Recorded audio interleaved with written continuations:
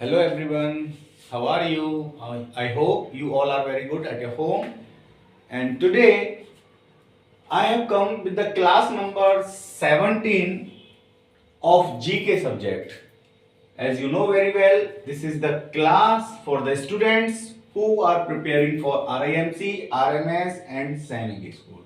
Okay, तो आज मैं आपके लिए क्लास नंबर 17 लेकर के आया हूं. जो आज की हमारी क्लास का टॉपिक होगा the layers of atmosphere. Layers of the atmosphere, कि हमारा जो एटमॉस्फेयर है ना, तो एटमॉस्फेयर की लेयर्स के बारे में बताएंगे. उनका क्या क्या, उन लेयर्स में क्या क्या कंडीशन होती है, क्या क्या ज्योग्राफिकल चीजें पाई जाती हैं, तो उनके बारे में हम इसमें आज के टॉपिक में डिस्कस करेंगे. Okay, so now let's start the topic.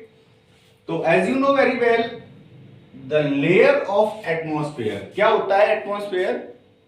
कि हमारे इस पूरे अर्थ पे, है ना, जो एनवलप होता है एयर, यानी जहां तक एयर पाई जाती है, हवा पाई जाती है, उस एरिया को क्या बोलते हैं? उस एरिया को बोलते हैं एटमॉस्फेयर, है ना.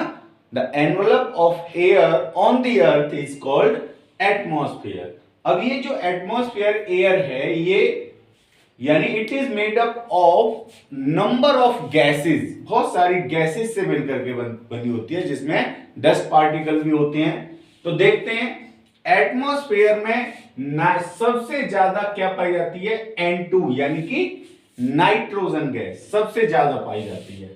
78% नाइट्रोजन पाई जाती है, ऑक्सीजन 21% पाई जाती है, और अदर गैसेस 1% में. All the other gases are found only in the 1%, है ना. सारी गैसेस 1% में पाई जाती है, जिसमें ऑर्गन होती है, कार्बन डाइऑक्साइड होती है, नियोन होती है, हीलियम होती है, ओजोन होती है और हाइड्रोजन होती है. तो सारी गैसेस 1% में पाई जाती हैं. ओके, अब as you know very well, the atmosphere has 5 layers. Atmosphere की 5 लेयर होती हैं, and these layers are first troposphere, stratosphere, mesosphere, thermosphere and exosphere, है ना. सबसे पहली लेयर होती है ट्रोपोस, उसके बाद स्ट्रेटोस, उसके बाद मिसोस, उसके बाद थर्मोस और उसके बाद एक्सोस. तो TSMTE, this is the code word to learn all these layer from start to the end. Okay?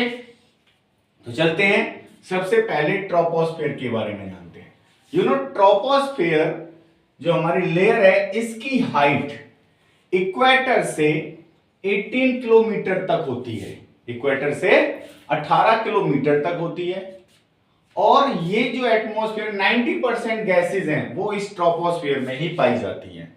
यानी एटमॉस्फेयर की 90% gases are only found in troposphere. Okay, इसका टेम्परेचर जो है वो कितने तक पहुंच जाता है? जैसे जैसे ऊपर जाते जाएंगे इस ट्रोपोस्फेयर की लेयर में, वैसे वैसे टेम्परेचर डिक्रीज होता चला जाता है, यानी कि कम होता चला जाता है. Okay, so the temperature reaches -58 degree Celsius. Temperature कितना पहुंच जाता है? -58 डिग्री सेल्सियस तक पहुंच जाता है ना. और पोल पे जो इसकी हाइट होती है, पोल से इसकी हाइट जो होती है वो कितनी? 8 किलोमीटर की हाइट होती है. यानी इक्वेटर पे इसकी हाइट 18 किलोमीटर होती है और पोल पे इसकी हाइट कितनी? 8 किलोमीटर होती है. ओके, तो this is all about the troposphere. And now come to the stratosphere. तो स्ट्रेटोस्फेयर की हाइट, ट्रोपोस्फेयर से ऊपर second layer is the stratosphere, उससे ऊपर 50 किलोमीटर हाइट तक, है ना. ट्रोपोस्फेयर से 50 किलोमीटर हाइट तक स्ट्रेटोस्फेयर होता है. टेम्परेचर इसका क्या होता है? इंक्रीज होता है, यानी कि बढ़ता है. किसकी वजह से? यूवी रेज की वजह से, अल्ट्रावायलेट रेज की वजह से टेम्परेचर बढ़ता है. और इसी में ये ओजोन लेयर पाई जाती है ना. ओजोन लेयर जो पाई जाती है वो किसमें पाई जाती है? स्ट्रेटोस्फेयर में ही पाई जाती है.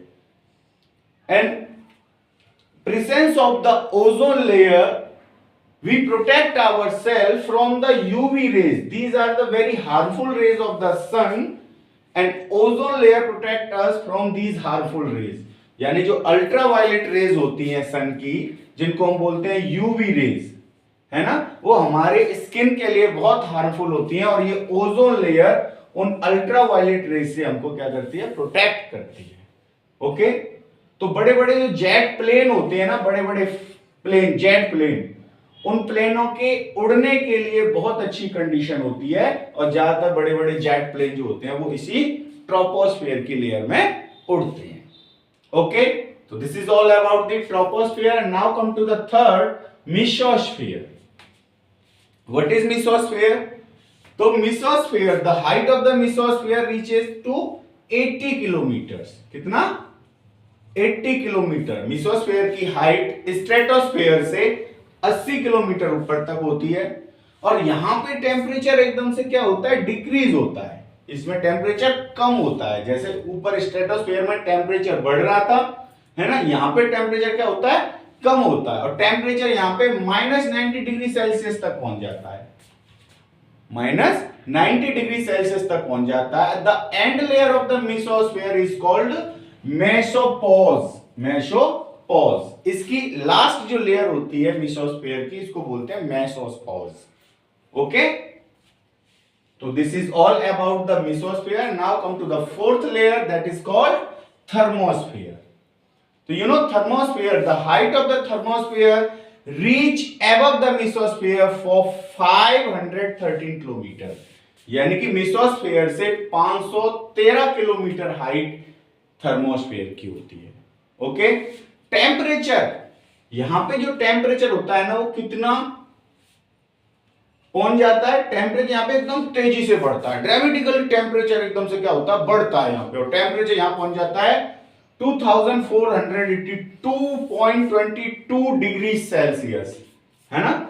यू देख सकते हो टेम्परेचर यहां पे कितना हो जाता है, 2482.22 डिग्री सेल्सियस तक टेम्परेचर पहुंच जाता है, और इतनी गर्मी हो जाती है, और इसी टेम्परेचर की वजह से जो स्पेस से आने वाले मेटेरियल्स होते हैं, मेटेरियल्स यानी कि जो टूटते हुए हम तारे जिनको बोलते हैं, द पीसेस ऑफ रॉक, जो अर्थ की तरफ आते हैं, वो इसी लेयर में आकर के क्या हो जाते हैं, जल जाते हैं और राख बन जाते हैं, और अर्थ तक वो नहीं आ पाते। तो ये लेयर हमको मेटेरियल से बचाती है, और एब्सोल्यूट सैटेलाइट्स हैं, जो सैटेलाइट ऊपर से नीचे आते हैं, बहुत सारे जो डैमेज सैटेलाइट हो जाते हैं, तो वो इस लेयर में आकर के बिल्कुल राख बन जाते हैं, और हर चीज को ये क्या कर देती है, बिल्कुल जला देती है, burnt everything. And now come to the last and the fifth layer of atmosphere, that is called exosphere. है, लास्ट लेयर है इसकी एक्सोस्फेयर। इसकी हाइट होती है 960 किलोमीटर, और इसका जो एवरेज टेम्परेचर होता है वो 300 degree Celsius to 1650 degree Celsius तक होता है। ओके, तो these all the layer about the atmosphere, and this is all information about the atmosphere. Okay, तो इस पूरे टॉपिक को अच्छे से इसका स्क्रीनशॉट ले लें, इसको देखें, और इससे इंपॉर्टेंट फैक्ट्स को मेमोराइज करें, नोट करें। Okay, so thank you for watching this video, and especially thanks and wish you all the best guys